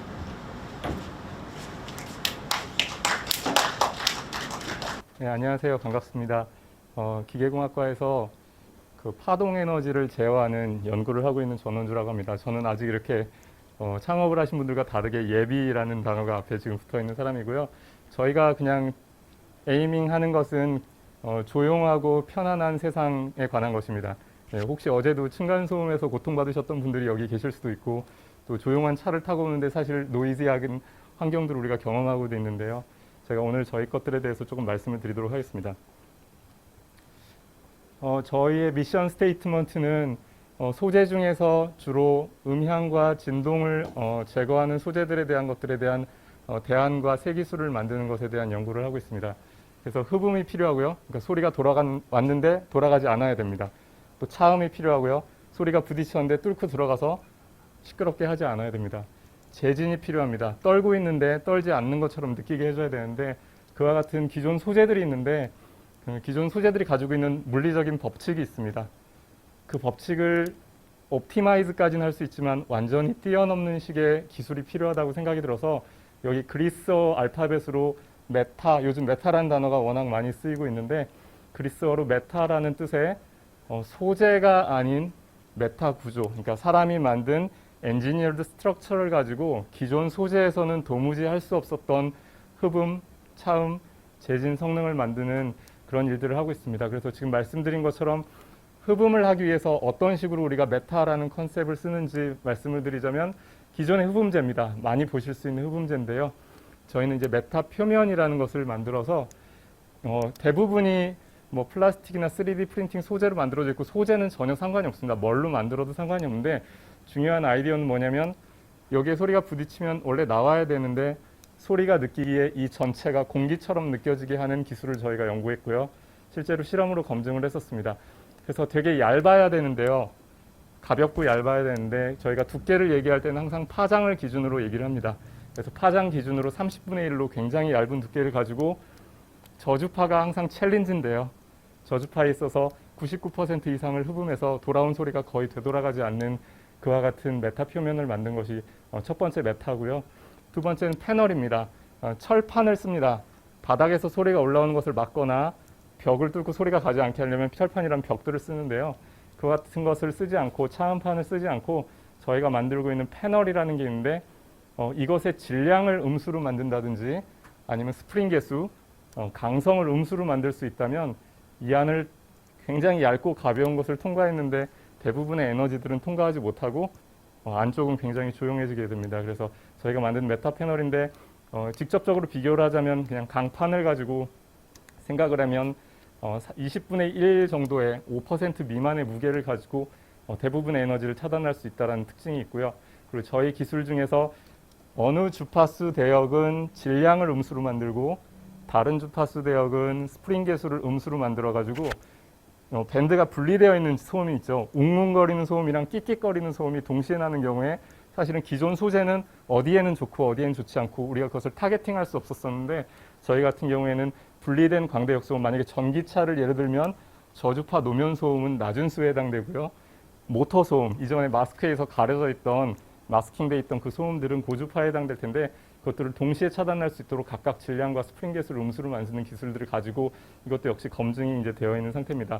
마지막은 이제 재진대인데요. 떨고 있는 진동하는 물체로부터 진동을 없애려면 그 표면을 다 이렇게 재진제로 쌓아 바르면 됩니다. 근데 무겁겠죠. 그래서 저희가 음양 블랙홀이라는 개념의 아르키메데스 나선을 적용해가지고 만든 것들이 파동이 점점점 진행하면 진행할수록 에너지를 캐링하는 속도, 분속도를 거의 0에 가깝게 해가지고 거의 에너지를 소진시키는 방법들을 가지고서 하고 있습니다.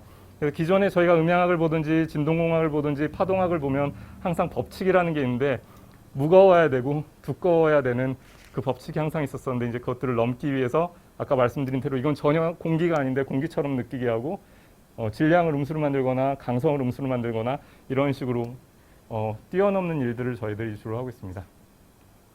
그래서 이것들을 어디에 쓸 것인지 어쨌건 가볍고 얇은 소재는 어디든지 환영받을 수 있지 않겠습니까? 그래서 저희가 먼저 타겟팅하고 있는 것은 전기차 그리고 UAM 같은 경우에도 기본적으로 떠 있어야 되기 때문에 그 안에서 이렇게 굉장히 조용한 회의나 앞으로의 삶이 이동뿐만이 아니라 그 안에서 레저나 아니면 디스커션이나 이런 것들이 가능하게 되려면 이 안에서 객실 저소음화가 필요한데 엄청나게 조용한 내부의 공간을 만들기 위한 소재로서 대체하려고 하고 있고요. 가전제품 그리고 중장비나 아니면 설비 등에도 적용할 생각들을 가지고 있습니다. 네, 오늘 이로써 5개 카이스트 창업과 예비 창업과 IR 피치는 모두 마치고요. 이제 귀한 시간을 좀 마무리하고자 합니다. 오늘 그 오프닝 하셨던 창업원장 김영태 교수를 모시고 랩업을 하도록 하겠습니다. 김영태 원장이십니다. 예, 안녕하십니까. 다시 나타났습니다. 이 방의 열기가 한여름 같은 그런 느낌입니다. 뭐 다들 그 좁은 공간에서 사실 코로나가 일단은 조금 정부가 해제 조치를 해서 조금은 그 긴장도가 떨어졌지만 뭐 실내에서는 마스크 끼고 굉장한 열기 속에서 오늘 행사가 잘 진행된 것 같아서 굉장히 반갑고요. 전원주 교수님 얘기 굉장히 인상적입니다. 우리가 창업원의 존재 이유일 수도 있다고 생각이 듭니다.